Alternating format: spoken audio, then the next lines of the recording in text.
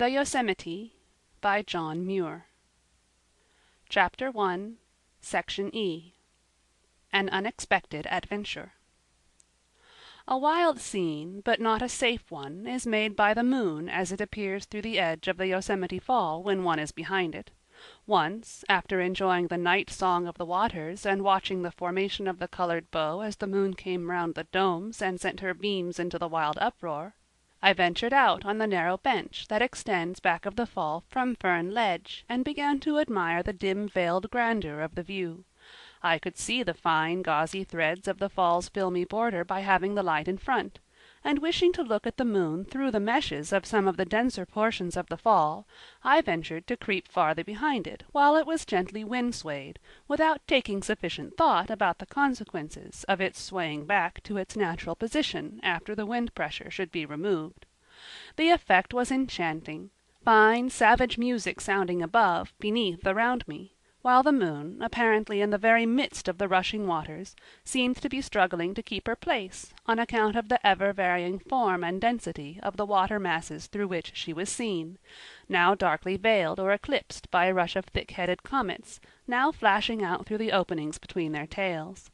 I was in fairyland between the dark wall and the wild throng of illumined waters, but suffered sudden disenchantment, for, like the witch scene in Alloway Kirk, in an instant all was dark. Down came a dash of spent comets, thin and harmless looking in the distance, but they felt desperately solid and stony when they struck my shoulders, like a mixture of choking spray and gravel and big hailstones. Instinctively dropping on my knees, I gripped an angle of the rock, curled up like a young fern frond with my face pressed against my breast, and in this attitude submitted as best I could to my thundering bath.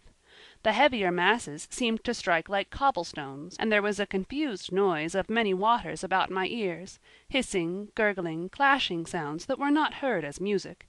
The situation was quickly realized. How fast one's thoughts burn in such times of stress! I was weighing chances of escape. Would the column be swayed a few inches away from the wall, or would it come yet closer? The fall was in flood, and not so lightly would its ponderous mass be swayed. My fate seemed to depend on a breath of the idle wind. It was moved gently forward, the pounding ceased, and I was once more visited by glimpses of the moon.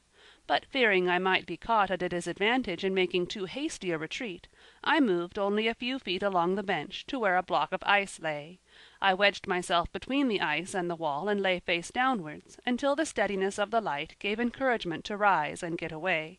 Somewhat nerve-shaken, drenched, and benumbed, I made out to build a fire, warmed myself, ran home, reached my cabin before daylight, got an hour or two of sleep, and awoke sound and comfortable, better, not worse, for my hard midnight bath.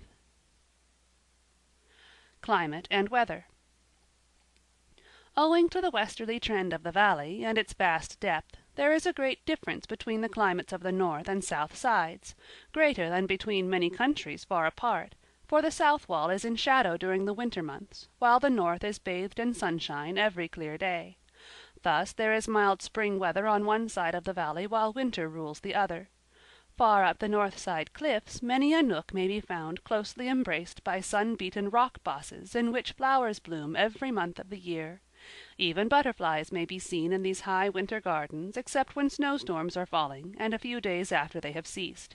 Near the head of the lower Yosemite Fall in January I found the antlions lying in wait in their warm sand cups, rock ferns being unrolled, club mosses covered with fresh-growing plants, the flowers of the laurel nearly open, and the honeysuckle rosetted with bright young leaves. Every plant seemed to be thinking about summer. Even on the shadow side of the valley the frost is never very sharp. The lowest temperature I ever observed during 4 winters was 7 degrees Fahrenheit. The first 24 days of January had an average temperature at 9 a.m. of 32 degrees, minimum 22 degrees. At 3 p.m. the average was 40 degrees, the minimum 32. Along the top of the walls, 7,000 and 8,000 feet high, the temperature was, of course, much lower. But the difference in temperature between the north and south sides is due not so much to the winter sunshine as to the heat of the preceding summer, stored up in the rocks, which rapidly melts the snow in contact with them. For though summer sun heat is stored in the rocks of the south side also, the amount is much less because the rays fall obliquely on the south wall even in summer, and almost vertically on the north. The upper branches of the Yosemite streams are buried every winter beneath the heavy mantle of snow, and set free in the spring in magnificent floods. Then, all the fountains full and overflowing, every living thing breaks forth into singing, and the glad exulting streams, shining and falling in the warm sunny weather, shake everything into music, making all the mountain world a song. The great annual spring thaw usually begins in May in the forest region, and in June and July on the High Sierra, varying somewhat both in time and fullness with the weather and the depth of the snow. Toward the end of summer the streams are at their lowest ebb, few even of the strongest singing much above a whisper as they slip and ripple through gravel and boulder beds from pool to pool in the hollows of their channels, and drop in pattering showers like rain, and slip down precipices and fall in sheets of embroidery, fold over fold. But, however low their singing, it is always ineffably fine in tone, in harmony with the restful time of the year. The first snow of the season that comes to help of the streams usually falls in September or October, sometimes even in the latter part of August, in the midst of yellow Indian summer when the goldenrods and gentians of the glacier meadows are in their prime. This Indian summer snow, however, soon melts, the chilled flowers spread their petals to the sun, and the gardens as well as the streams are refreshed as if only a warm shower had fallen. The snowstorms that load the mountains to form the main fountain supply for the year seldom set in before the middle or end of November. Winter Beauty of the Valley. When the first heavy storms stopped work on the high mountains, I made haste down to my Yosemite den, not to hole up and sleep the white months away. I was out every day, and often all night, sleeping but little, studying the so-called wonders and common things ever on show, wading, climbing, sauntering among the blessed storms and calms, rejoicing in almost everything alike that I could see or hear, the glorious brightness of frosty mornings, the sunbeams pouring over the white domes and crags into the groves and waterfalls, kindling marvelous iris fires in the hoarfrost and spray, the great forests and mountains in their deep noon sleep, the good-night alpenglow, the stars, the solemn gazing moon, drawing the huge domes and headlands one by one glowing white out of the shadows, hushed and breathless like an audience in awful enthusiasm, while the meadows at their feet sparkle with frost stars like the sky, the sublime darkness of storm nights when all the lights are out, the clouds in whose depths the frail snow-flowers grow, the behavior and many voices of the different kinds of storms, trees, birds, waterfalls, and snow avalanches in the ever-changing weather. Every clear, frosty morning loud sounds are heard booming and reverberating from side to side of the valley at intervals of a few minutes, beginning soon after sunrise and continuing an hour or two like a thunderstorm. In my first winter in the valley I could not make out the source of this noise. I thought of falling boulders, rock blasting, etc. Not till I saw what looked like hoar-frost dropping from the side of the fall was the problem explained. The strange thunder is made by the fall of sections of ice formed of spray that is frozen on the face of the cliff along the sides of the upper Yosemite Fall, a sort of crystal plaster, a foot or two thick, racked off by the sunbeams, awakening all the valley like cock-crowing, announcing the finest weather, shouting aloud nature's infinite industry and love of hard work in creating beauty. Exploring an ice cone. This frozen spray gives rise to one of the most interesting winter features of the valley, a cone of ice at the foot of the fall, 400 or 500 feet high. From the Fern Ledge standpoint its crater-like throat is seen, down which the fall plunges with deep, gasping explosions of compressed air, and, after being well churned in the wormy interior, the water bursts forth through arched openings at its base, apparently scourged and weary, and glad to escape, while belching spray, spouted up out of the throat past the descending current, is wafted away in irised drifts to the adjacent rocks and groves. It is built during the night and early hours of the morning. Only in spells of exceptionally cold and cloudy weather is the work continued through the day. The greater part of the spray material falls in crystalline showers direct to its place, something like a small local snowstorm, but a considerable portion is first frozen on the face of the cliff along the sides of the fall and stays there until expanded and cracked off in irregular masses, some of them tons in weight, to be built into the walls of the cone, while in windy, frosty weather, when the fall is swayed from side to side, the cone is well drenched, and the loose ice masses and spray dust are all firmly welded and frozen together.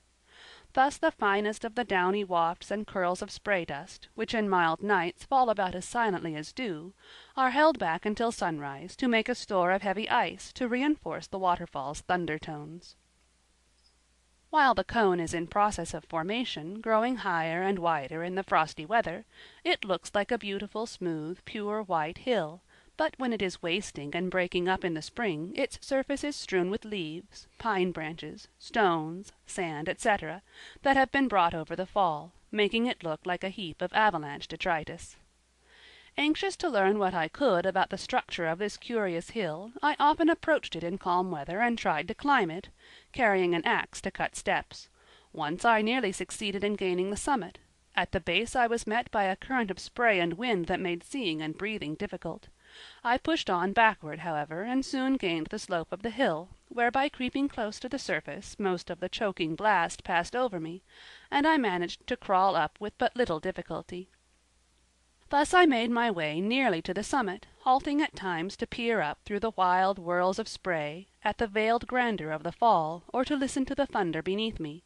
The whole hill was sounding as if it were a huge bellowing drum. I hoped that by waiting until the fall was blown aslant, I should be able to climb to the lip of the crater, and get a view of the interior, but a suffocating blast, half air, half water, followed by the fall of an enormous mass of frozen spray from a spot high up on the wall, quickly discouraged me. The whole cone was jarred by the blow, and some fragments of the mass sped past me dangerously near, so I beat a hasty retreat, chilled and drenched, and lay down on a sunny rock to dry. Once during a windstorm, when I saw that the fall was frequently blown westward, leaving the cone dry, I ran up to Fern Ledge, hoping to gain a clear view of the interior. I set out at noon. All the way up, the storm notes were so loud about me that the voice of the fall was almost drowned by them. Notwithstanding the rocks and bushes everywhere were drenched by the wind-driven spray, I approached the brink of the precipice, overlooking the mouth of the ice cone, but I was almost suffocated by the drenching, gusty spray, and was compelled to seek shelter. I searched for some hiding place in the wall from whence I might run out at some opportune moment, when the fall with its whirling spray and torn shreds of comet tails and trailing, tattered skirts was borne westward, as I had seen it carried several times before, leaving the cliffs on the east side and the ice hill bare in the sunlight. I had not long to wait, for as if ordered so for my special accommodation, the mighty downrush of comets, with their whirling drapery, swung westward and remained aslant for nearly half an hour. The cone was admirably lighted and deserted by the water, which fell most of the time on the rocky western slopes mostly outside of the cone.